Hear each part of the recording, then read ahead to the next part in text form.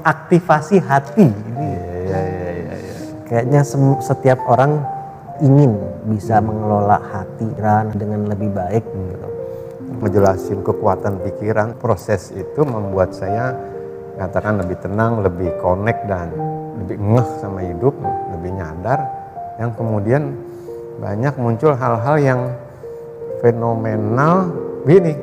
Jadi ketika pikiran itu berhasil kita tanganin, terus kemudian kita udah mulai lebih ngerti siapa diri kita, atau dia mulai aktif, itu setelah kan kita lakukan proses yang setiap hari kita lakukan untuk menangani pikiran kita, itu percaya apa enggak, katakan dengan kuantum ikhlas ini, jatuhnya kita menciptakan miracle atau percepatan, speeding up of everything yang kita mau. Mengelola hati, kita bicara soal ikhlas pada hati dan kemudian bahkan juga menjelaskannya secara sains juga.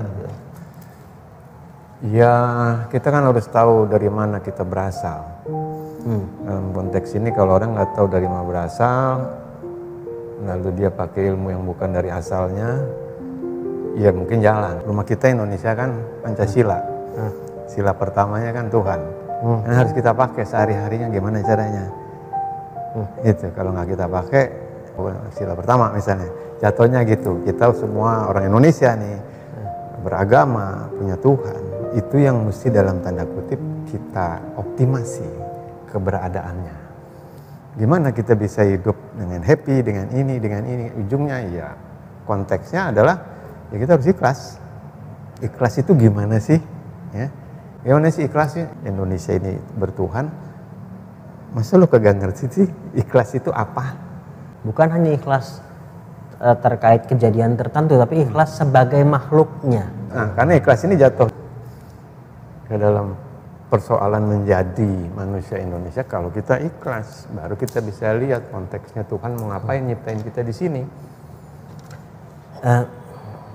Mungkin sebelum kita masuk bagaimana, kan kita mungkin kita mundur satu langkah aja, karena ini kan kata yang semua orang sering gunakan.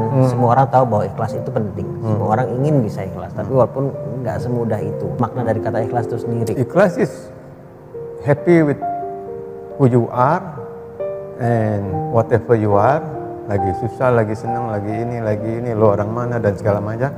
Menerima seutuhnya kita ini udah perfect, ya.